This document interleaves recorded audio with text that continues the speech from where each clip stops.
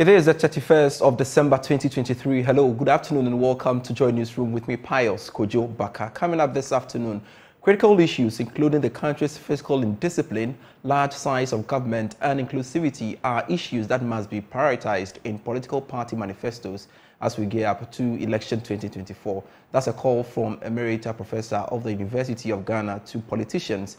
We have details as she warns politicians not to jeopardize the peace we are enjoying. Peace is a prerequisite. We need to ensure that whatever happens, Ghana wins, and that elections are conducted in a civil, peaceful manner.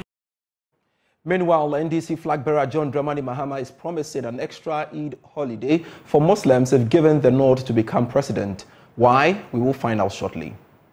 Due to the 29 or 30-day rule based on sighting of the moon. Therefore, we will add an additional holiday to the celebration of Eid al-Fitr. Plus, members of Ifua Santua's medical team, Dr. Grace Bachman, reveals Ifua nearly gave up on day 2 of her attempt to break the world record for the longest singing marathon. One of our difficult days was, I think, the day 2. Day 2, late morning, afternoon thereabout, where I think she just stopped everything and just left the space. At some point, she said she's not doing this again. Details are said psychologists helped her to rescind her decision to quit. And Christians across the country optimistic of a better 2024 as they join the rest of the world to welcome the new year with crossover church services later this evening. It is good to remind ourselves to leave the past behind and embrace fully what God has for us for the next year. We have details of all of these and many others coming your way in the next hour. Please stay.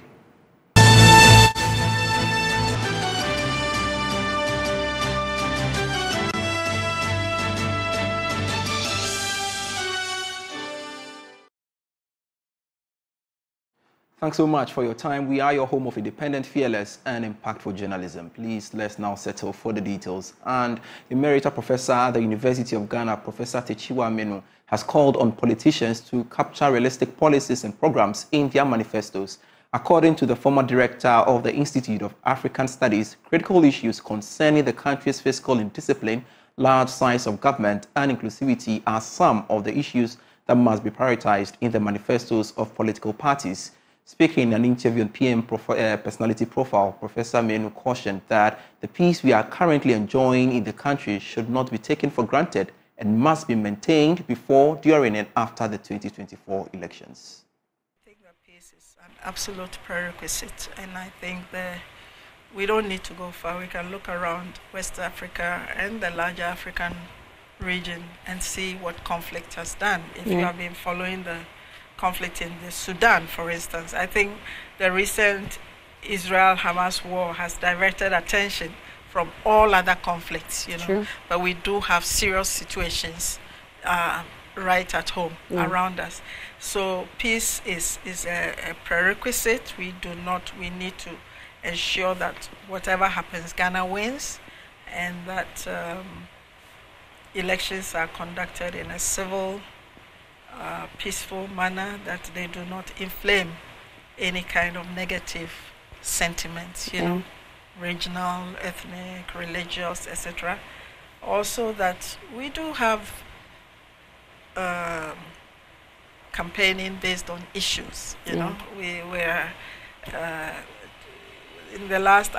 during the last elections, I did some work with CDD looking at the election manifestos, and many of them are about procurement, etc. We need to get beyond that. We are in the same space. We are hugely indebted. We have not transformed our economy. We are importing everything. I mean, we still talk about whether we've got 6 months of import cover or those kinds of things. Really, after so long, our ambitions should be greater than this, So we do need transformational change. We need to move away from the fiscal indiscipline, the the size of government, the overweening power that we have given to our executive when it comes to appointments, you know, building real inclusivity. We're talking about gender balance, you know, both in elections and in appointments, you know, and we do need to get a move on that. So those are some of the more serious issues that I would like to see addressed to give our young people and children and grandchildren a real future in this country. Meanwhile, NDC flag bearer John Dramani Mahama is promising an extra Eid holiday for Muslims if given the nod to become president. According to the former president, the additional holiday will resolve the challenges faced by some members of the Muslim community who are unable to fully partake in public holiday at the end of Ramadan period. He was speaking at the 63rd Annual National Conference of the Ghana Muslim Mission in Kumasi. It is our intention to resolve the situation where some of our Muslim brothers and sisters do not enjoy the public holiday at the end of the Ramadan fast due to the 29 or 30-day rule based on sighting of the moon. Therefore, we will add an additional holiday to the celebration of Eid al-Fitr.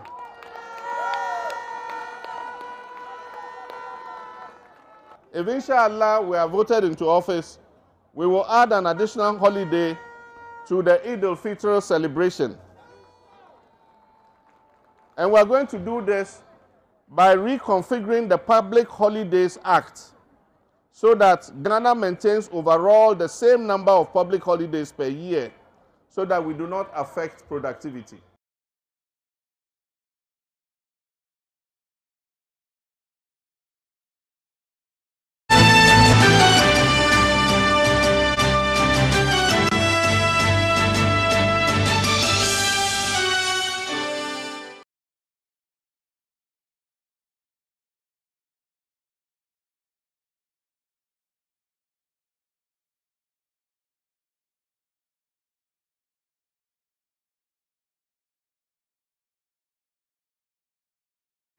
Let's stay a while longer with the NDC because the National Democratic Congress, you know, has encouraged Ghanaians to see the upcoming election as an opportunity to shape a brighter future and address the challenges imposed by President Akufo-Addo-led government 2024.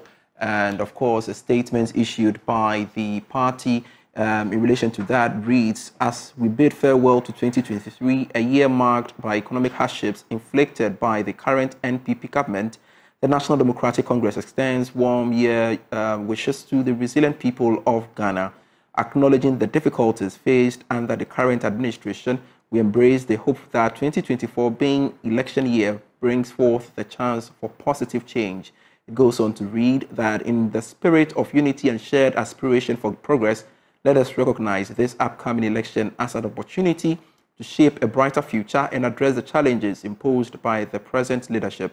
Despite the economic difficulties, the National Democratic Congress remains committed to serving the interests of all Ghanaians, working towards a future characterized by inclusivity, economic development, and social harmony. It concludes by saying, we stand at the threshold of a crucial election year. May it inspire renewed hope, optimism, and a collective vision, including building the Ghana we want. Together, let us navigate the path of change, building a nation that thrives on the principles of democracy, equity, and justice. Wishing you all a happy and a prosperous new year. Of course, this is signed by the General Secretary of the party, Fifi Fiavi Kwete.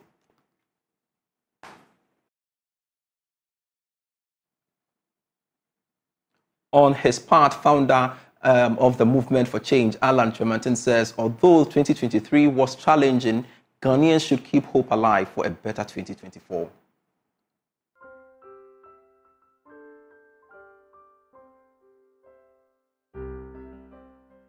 Fellow countrymen and women, as we prepare to celebrate Christmas and welcome a new year, I want to join you in your homes, workplaces, places of worship, and wherever you may find yourselves, to share the joy, peace, and love of this festive season.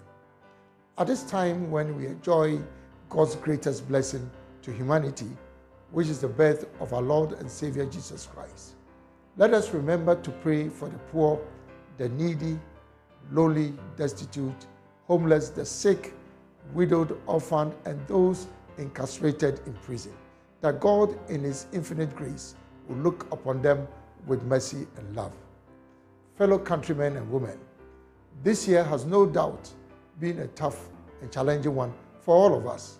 But I encourage you, especially at this time, in the spirit of the season, to keep hope alive and persevere relentlessly throughout the coming year, knowing that God has in store for our dear country good things. As we learn in Jeremiah 29, verse 11, "For I know the plans I have for you, declares the Lord, plans to prosper you and not to harm you, plans to give you a future with hope." We, the Movement for Change, believe very strongly that the right leadership of vision, competence, integrity, and action, our beloved Ghana will rise again. Together we have the power to transform our society, empower our communities, and create a lasting future for generations to come.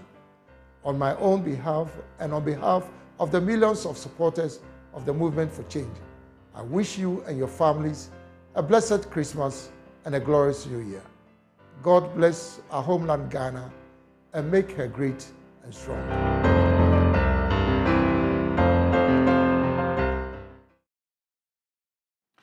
It was the last morning service in most churches across the country as many Christians danced and thanked God for helping them see the end of 2023. Later this evening, they will be welcoming the 2024 year with crossover church services. They are optimistic the new year will be better. At the Perez Chapel International, Bishop Dr. Selassie Agyin Asare urged the congregation to forget the past, look ahead and press on. Press on. One of the most challenging things in a believer's life is recognizing when a season is ending and a new one is beginning.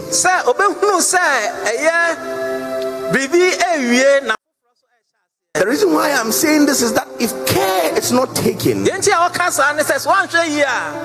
we enter the new season carrying the perceptions and the baggage of the last season.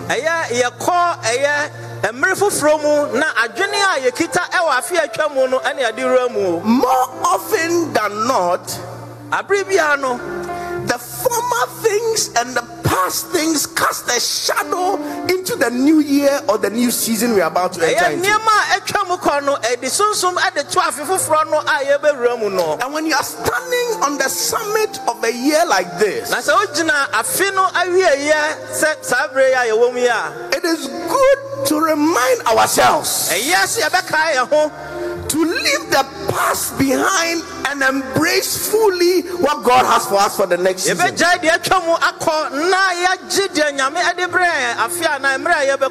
So in Isaiah chapter 43 verse 18 to 19, the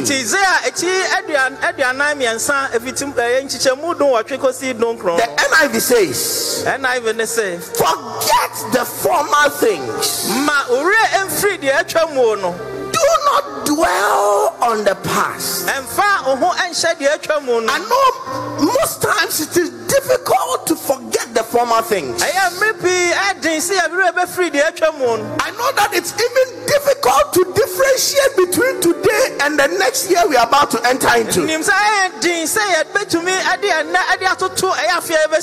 But God says that forget the former things and do not dwell on the past. God says, see, I am doing a new thing. Now it shall spring up. I pray that what God is doing in your life, you'll be able to see it in the name of Jesus. It says, now it springs up. Do you not perceive it? And God says, if you do not perceive it, then I, God Almighty, I am telling you that I am making a way in the wilderness.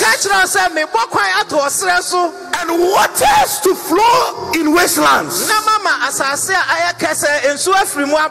don't know the wilderness in your life, but God says that He's making a way in the wilderness. Where there is no hope, God says that He's making hope. In his Word to Go message today, founder of the International Central Gospel Church, Pastor Menson Tabel, said the new year will also come with its challenges, but Christians should trust their Maker to take them through. Over from one year to another. It seems like a very simple process. The clock ticks and it's a new year. Seems like meaningless, but 1 year is a lot of days, a lot of weeks, a lot of months, and so much happens in 1 year. And just to be able to live through 1 year, 364 days, that is a lot of achievement. So we thank God for watching over us throughout this year. To God be all the glory for what He has done for us, for watching over us, for keeping us and bringing us this far. Even if we went through the valley, He was with us. And even if we had great moments of joy, He was also with us. He's the Lord of the valley and He's the Lord of the mountain. And He is with us as He has been with us in the past, so will He be with us today and tomorrow. Our confidence in God is not only based on what He can do for us in the future. Many see their hope only in a future work of God, maybe in heaven, but God also works with us here on earth and in the affairs of life, and He is with us and He will guide us. The question many people ask as they face a new year is, what does the new year hold for me? Will I make it? Will it be good for me? Will I survive? Will my loved ones survive? Nobody knows the future except God. And that's why we trust Him, and that's why we put our hope in Him and our confidence in Him, and we repose our future into His hands. So if you don't know what the future holds, just trust God. Leave it in His hands and He will guide us. God is with you. When the enemy comes in like a flood, the Spirit of God will lift up a standard against him. When we go through the valley of the shadow of death, the Lord is with us. When the fires of affliction rise high and seek to consume us, the Lord will shelter us. And when sickness comes in, the Lord is our healer. I want you to go into the year confident in who God is, not in who you are, not in who your friends are, but confident in who God is. There is no assurance that there will not be turbulence on this flight, but the Lord assures us He is with us through the storm, through the fire, through the flood, and we will come through with a testimony to His glory. Away from 2023 crossover-related stories, a member of Ifua Santua's medical team, Dr. Grace Bachman, has revealed that she nearly gave up on the day 2 of her attempt to break the world record for the longest singing marathon. Speaking on Showbiz A to Z, she said the team called a psychologist, and after some minutes of peak talk, Ifua rescinded her decision to quit. Ifua sang for 126 hours and is currently awaiting the Guinness World Records to confirm whether she has broken the existing record, which stands as 105 hours. The medical team, one of difficult days was, I think, the day 2. Day 2, late morning, afternoon, about where I think she just stopped everything and just left the space. She said she's not doing it again. In fact, so on day 2, I actually thought like everything was ending. She just left. It took some time. So then again, our psychotherapy was very, very important. Working on the mind, we had to do. At that time, the psychologist wasn't around. Had to call on speaker. We know what to say. We know what the team was solid, very, very solid. Wow. Yeah, we knew what to say. So within a short period of time, she just gets up, say, "I'm a champion. Let's go. Let's do it." So when you said I'm tired, then we find a way. Now, Dr. Grace Bakumansifue's voice coach, Daniel Freeman Amy, says the scariest moment of the team was when she lost her voice. When she lost her voice, that was the scariest moment, right? Yeah. For all of us. For everybody. Everybody, she was scared, we were scared, the family was scared, just challenge. Everybody was confused at a point. But then, I was even home when I got a call from Eugene. Eugene said, your girl, they lose her voice. Where you did? So I had just gone home. I said, okay, come on, you for sure. I said, okay, give me 15 minutes.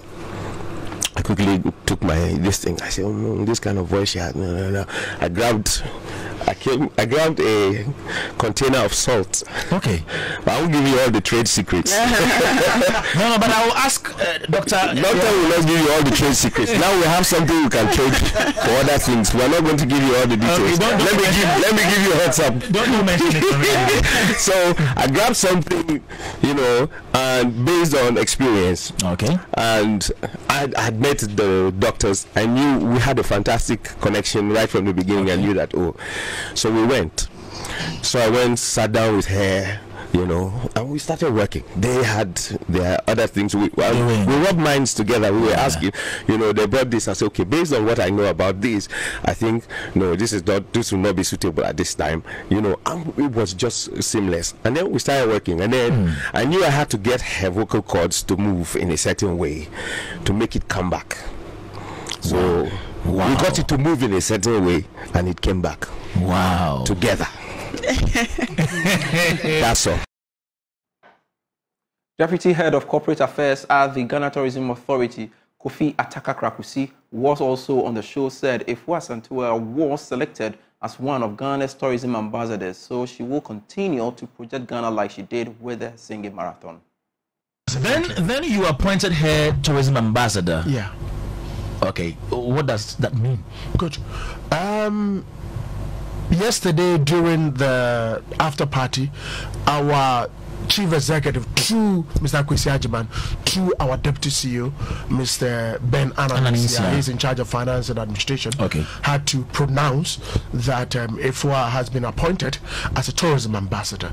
What it means is that she aims at projecting. Already she has put the spotlight on Ghana, so it gives her enough responsibility to work with us closely to project the country more and market the country domestically and internationally like it is. Yes, it is a matter. That is how come it is.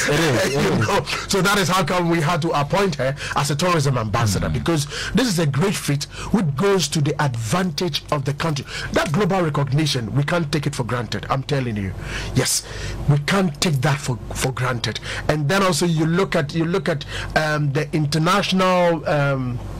international fever that comes with it. Okay. We are leveraging. Of course, it is very important to leverage on the personality.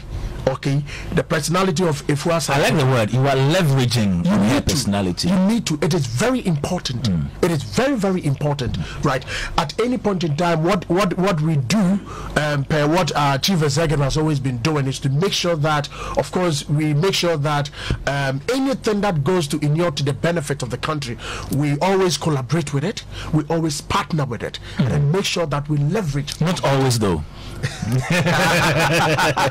Not always, because you slacked with the Wanderlust road trip to London. You slacked with that one, so not always. Okay, let's continue. Now, the National Development Planning Commission is calling for support for the elderly in the Ghanaian society to enable them cope with physical and mental as well as emotional stress. Technical advisor to the commission, Dr. Eric Ekubeng, says this is to help the country deal with multidimensional poverty. He was speaking at the Father Obeng Pencil Foundation get-together for the aged in Cape Coast. There is more in this report. Every year, the Father David Obeng Pencil Foundation meets the aged in the society and provides some support for them apart from feeding them. Gesture done yearly, according to the foundation, is to see to the physical, mental, and emotional well-being of the aged in the Ghanaian society. According to the recent population and housing census, over 6.5% of the population are aged. Speaking at the event, the technical advisor of the National Development Planning Commission, Dr. Erica Coben, says the aged must be heavily supported. But normally, when we look at the structure of our population, we know that now we have the young dominating, followed by the children and the elderly. But this group of population, if you look at multi-dimensional poverty, when we say multi-dimensional poverty, we are looking at poverty not from monetary measure, but from non-monetary measure. One, looking at housing, looking at water access, looking at electricity access, looking at education, looking at health, and other social indicators.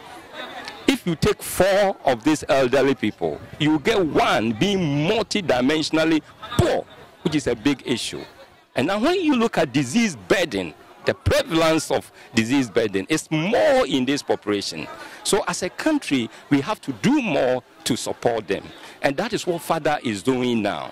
And now FADA has even acquired 10 plots of land to establish hospital for them. So they will come, they will not pay anything, to provide this support, what we call the quality health care for the elderly. And that is what they are trying to do.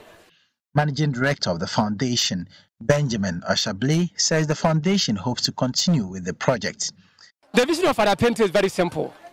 He just wants to send signal to the whole world that it's high time we took special attention over our mothers, our aged mothers to be precise. You see, when they grow, and then especially where they develop gray hair, we classify them as aged witch mothers. They are witchcraft and that stuff. I think it's very unfortunate. So Father Pento wants to address it in one way or the other, that even if their children have bewitched them and their children have even forsaken them, the church, through Father David Ovin Pento, has not forsaken them. And that he wants us to show special love and care and concern for these rejected mothers. To be honest, all those that came here are not those that have been rejected. That is why we have so many reasons for this gathering. One of our reasons is that our mothers sometimes during Christmas like this, we normally leave them. We leave them, homes. We just send monies to them and then some provisions, and we think that is all. But I think they need more than that. The Father David Obin Pinto Foundation has set upon itself to cater for the needs of the aged through physical support and other spiritual needs of the aged. The time has come for Ghana to take bold steps in making policies that will allow many more women into decision-making positions. That's according to former director of the Institute of African Studies at the University of Ghana, Professor Techiwa Menu, who is also calling on Parliament to pass the Affirmative Action Bill into law before end of the 8th Parliament. She was speaking in the yet-to-be-aired interview on PM Personality Profile. If you look at the regions in West Africa, I think apart from Central Africa and maybe the North African region, we really are at bottom, you know. Senegal has a gender parity law, which is interesting, do you see? Yeah. So it's not about religion, it's not, it's about state policy, it's about intention. So in West Africa, apart from Senegal, Cape Verde, and remarkably Togo is making a lot of progress. The same way, we tend to look down on people or countries. We think, oh, this is a small country. But when you look at the statistics, you find that it's different. But what generally, most of those other countries that have achieve progress, they've done it through quota systems, they've done it through proportional representation. And you know that here the political parties have fiercely resisted any talk of, you know, reserving seats for women, etc. But we're going to. In any case, when the affirmative action law is passed, and that is one of the reasons why it has stalled. It hasn't just stalled, you know. It does make demands of, you know. So in Kenya, for instance, you cannot nominate people to any position, like say the courts, without a certain proportion being of either sex. So you cannot have an all-women slate, you cannot have an all-men slate, etc. It recognizes that you need both for, you know, work to happen.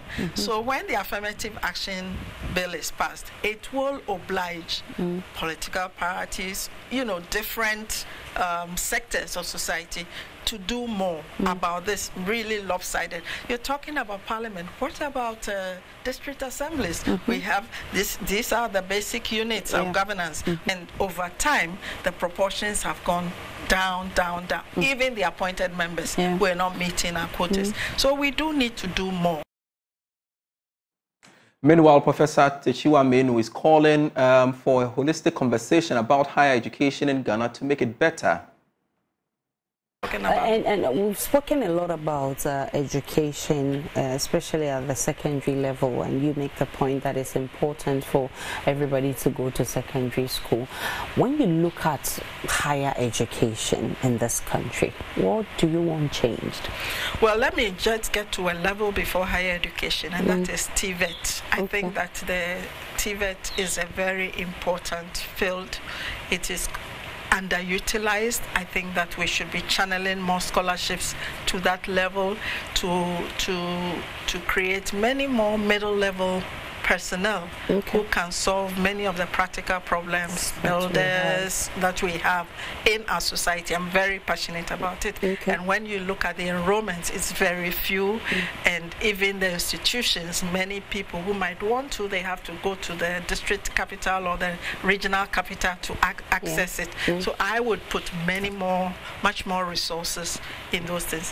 When it comes to higher education, well, on the surface, it looks like we have a proliferation of institutions, and I think that we're going to need to have some conversations in this country. You know, how many institutions do we need? You know, now it's like one region, one university. So we just created 6 new regions. So are we going to create 6 new universities? What will it cost? Do we have the money to equip them sufficiently? So there are all kinds of issues at that level, you know, just even in terms of the institutional thing. And then it's creating some really also very bigoted statements where people feel that because the university is in their region, the head of it must be in their region. They are Ghanaians. They are free to work anywhere. And it should be about who is qualified to do that, not having a son of the soil or a daughter of the soil, whatever those kinds of things mean. I think that we would really have not succeeded if the creation of such institutions breeds parochialism and bigotry and exclusionary practices instead of opening up things for people. There are the issues of quality, you know, content, all kinds of things. And for me, coming from an Institute of African Studies, and very much in terms of what is called decoloniality, the fact that we may have been independent all these years, and yet our systems and structures of thinking have not still evolved very much, so that our ideal, even when it comes to knowledge, is still about Western modes of knowing and learning. I think that those are important issues that we do need to interrogate. So there are several issues for us. There's the question of financing, all of those kinds of issues, you know. And in the recent past, there have been attempts by government to assert greater control over universities, and then you're asking yourself, is this the direction that we want to go? You know, so there are many issues and questions that we do need to talk about. You're still watching JoyNews Room. Now, the minority in Parliament say the governing New Patriotic Party deceived Ghanaians into voting for them with a taxation to production mantra. Minority spokesperson on finance, Isaac Adongo, believes opposition from his side of the House saved Ghanaians from a number of taxes government tried to impose. They came and they were saying they were moving from taxation to production. Mr. Speaker, I thank God that I didn't die.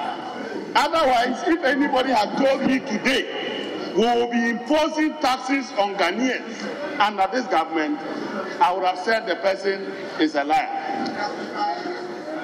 Mr. Speaker, the only hope for the people of Ghana is that the NDC or the minority is the only group of people in this parliament at this moment in time that can prevent the people of Ghana from further taxes and further hardships.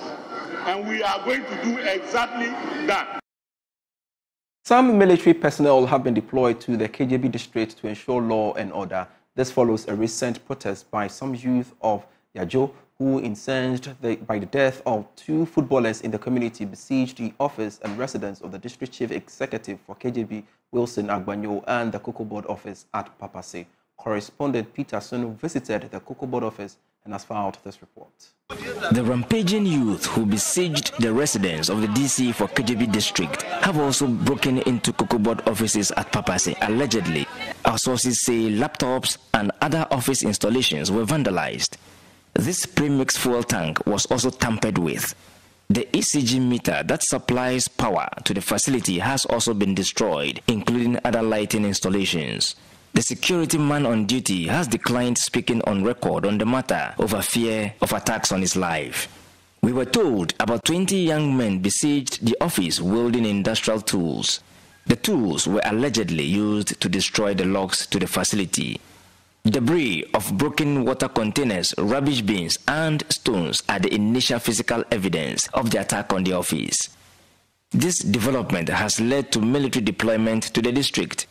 The disturbances and the presence of the military, the chiefs and people in the district fear could compromise their peace. I'm a representative for all the queen mothers in the district, and as a matter of fact, I just want to plead with everybody that we bring peace. We preach peace to everybody, and then we have calm in the areas. We are not just comfortable with the military in our midst. Even the police, our children are afraid. So when they see the military, it's worse. So we are praying that we'll go around as mouthpieces of everybody and then talk to them so that at least this problem will be solved, and then the military will go back as early as possible. We want to thank everybody and then the DC for the peace and the strength. And we are backing him. We are strongly supporting him, and we know that he will do his work. KJB district have enjoyed peace since its creation. No one has ever come here with police or anything, but now military are here. This prompted us to come to the DCE. It is something we're hearing, but now it is with us. As to how we manage with the DCE to let their stay be as short as ever, maybe we would like them to go tomorrow. But they are going tomorrow doesn't mean there will be no problem. But whatever problem is, none want to hold forth. Where we can't, we will let the DCE, we will let the security. But what we can, we will hold forth for that. Peter Sen for JoyNews.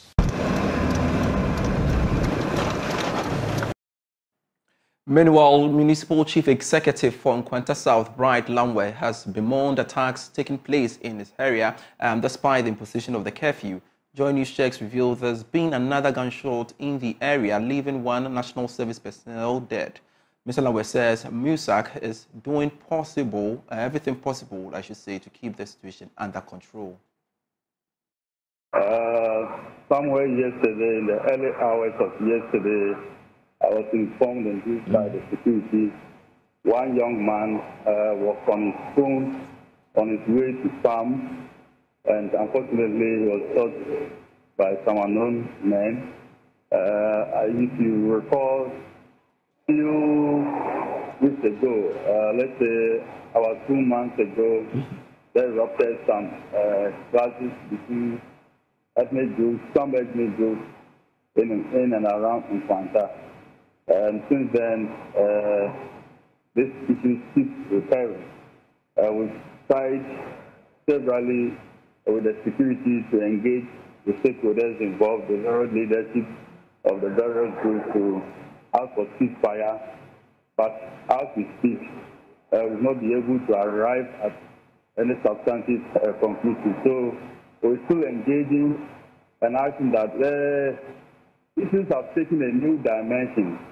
Originally, it happened or it was happening in the town, but due to the heavy deployment of security to the Nkwanta Township, it has taken a new dimension. Now it's happening at the outskirts of town and in nearby villages and communities, and we'll be meeting and then trying to figure out some other measures that we need or some other security strategy that we need to adopt to ensure that this thing, we find a lasting solution to it once and for all.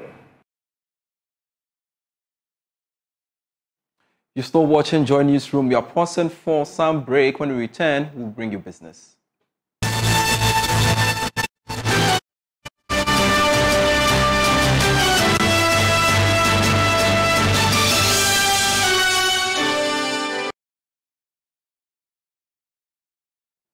You're still watching JoyNews Room. Time now for some business stories. Panel members of the Joy Business End of Year Review Program have described Ghana's economic condition in 2023 as a difficult and a challenging year.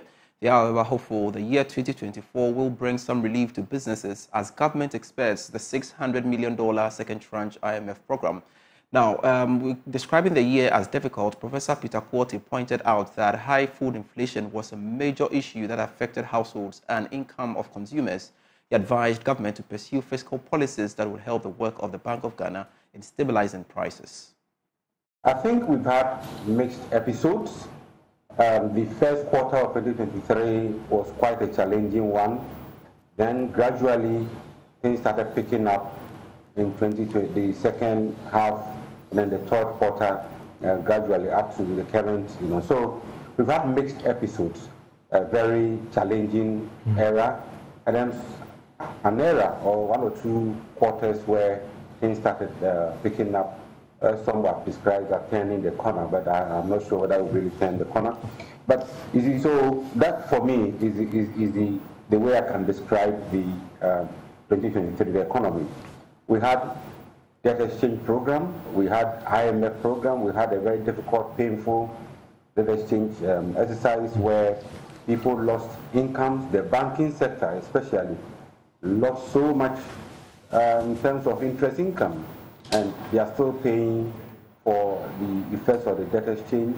It's also feeding into interest payments, feeding into their cost of operations. We saw very high inflation rates.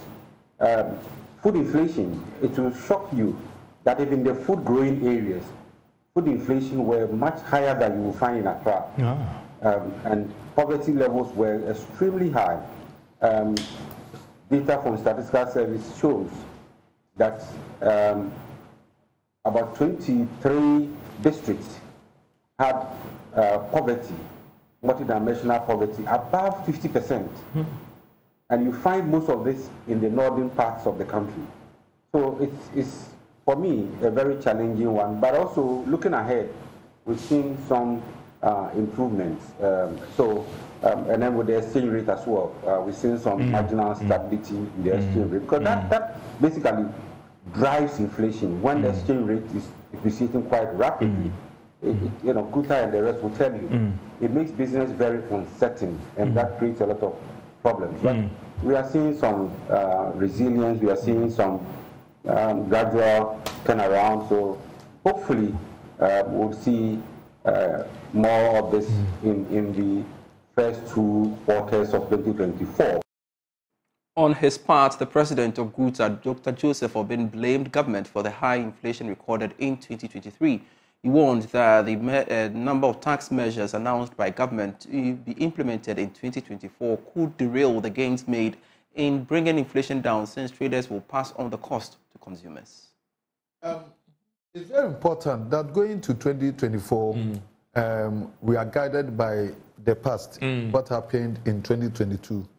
The stability that we are getting now in 2023 is very important for us, and that we need the sustainability of same.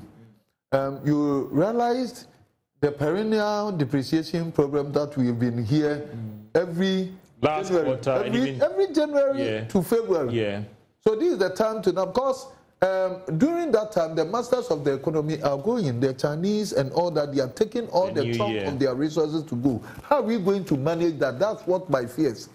So if we are not able to manage it well, there being the end of the year, entering January where Chinese are going for their holiday, and they control a chunk of our resources. For you, your fears that the stability that we are seeing with the CD, the biggest challenge is in January, February. And that we should also do anything humanly possible to get the second tranche of the 600 million to help bridge any gap that this thing will create. Otherwise, if we also mismanage the stability, and then we see the kind of depreciation that we had the last quarter of 2022, then of course we will be in trouble. And then also the VAT as it is structured, it's not helping. Now going forward, we don't want to have any confrontation with Aluta continue. Yes, and also that's also another measure of triggering the inflation that we are having. Because don't forget that since we changed the 3% flat rate on 2021, 2022 we started having this inflation that we experienced because we were paying 3%, just 3% flat rate, and then we migrated to 22%. That alone shot up the inflation. And don't forget the straight line of 6% that is not refundable and all that, and that is also cascading. So if we are serious about tackling inflation, that's why I was saying that government should do it side by side with the governor of Bank of Ghana, that we should be able to also restructure the VAT system to help the growth of businesses. Otherwise, the cascading effect alone on the VAT is triggering. The bit about the taxes as well, whether we like it or not, is going to kick in. If it kicks in and the cost build-up goes up, you're going to pass it on to us? Definitely. Interesting. Business people are not for the Christmas, and we base everything on the cost. So the increase in prices is not as a result of increase in our profits. The increase in prices is as a result of increase in cost of doing business, from duty payment to taxes that we pay, through to the VAT that is also cascading in the market. That's what caused the high rise of prices. Interesting. And then also going into the election year, as Prof said, we have to manage our expenditure. We'll pause for you.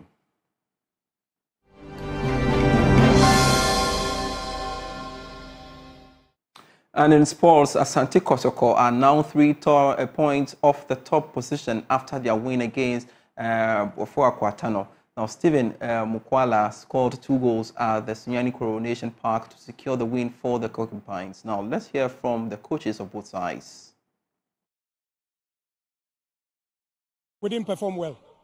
We lost the game. We couldn't be able to play the way we want to play, and we couldn't defend well. 2 cheap goals, we gave it to them. They scored. Very defensive errors. It's one of those things that happens in the game. We lost. But if you are truly ready for the Premier League as a returnee, you don't have to be committing such errors, especially in big games like this, considering where your team lies on the Premier League table. That is true, but you will agree with me that even in bigger games, in the EPL, bigger clubs commit certain basic errors. It happens in the game. You can't prevent it. You only work day by day, and it's a progressive effort to be able to make sure that things are done well next time. The other day I asked you this question. You seem to be okay with your back line, where Ali, Bashiru, Opon, and Ankara are stable. Even in midfield, Balfour is stable, Oblite stable. But in attack, you keep changing. It's either Owusu is starting, Saka, Elijah keeps coming from the bench.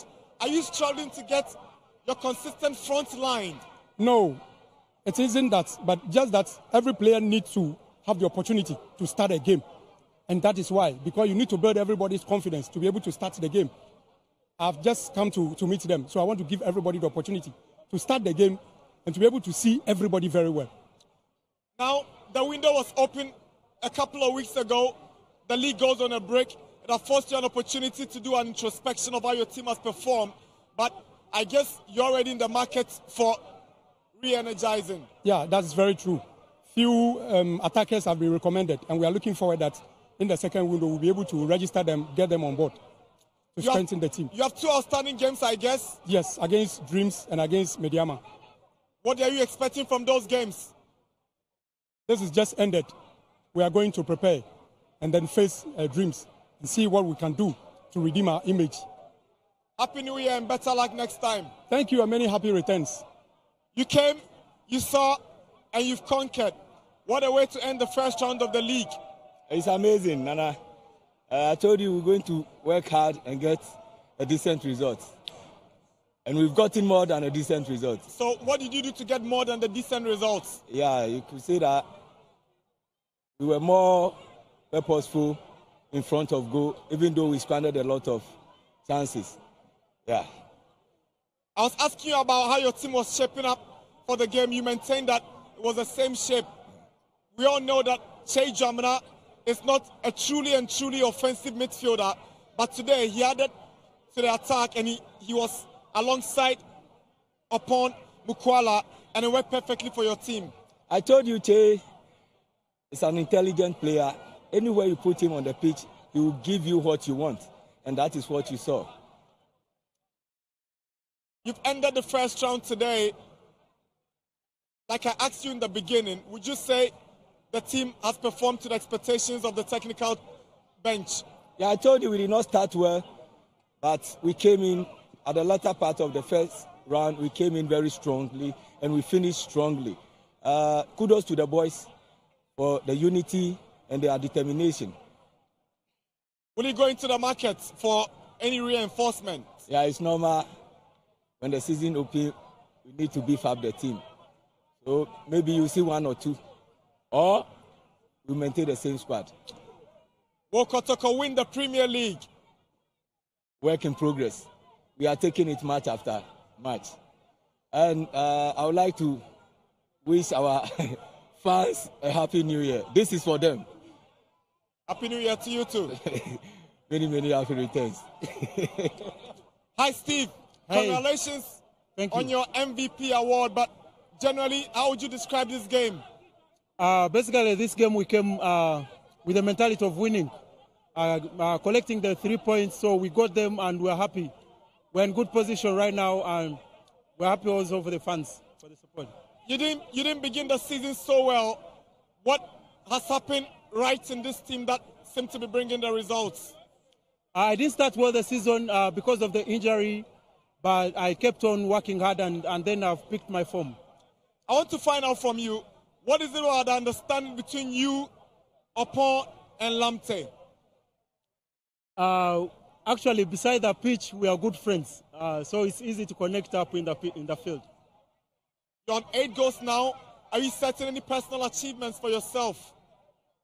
Basically, I'm still chasing the ultimate goal, being a co-king. We're entering into a new year. We're entering into the second round of the league. What are your expectations? I probably think I'll score. I don't know the goals, but I prefer to score more goals than I did last season. I asked your assistant coach whether Kotoko will win the league, and I want to ask you the same question. Will Kotoko win the league?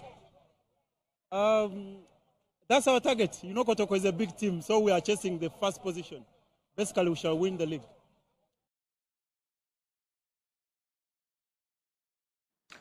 Thanks so much for watching JoyNews Room with me, Pius Kojo Baka. For more stories, do log on to myjoyonline.com. Always a delight serving you. Do have a lovely afternoon.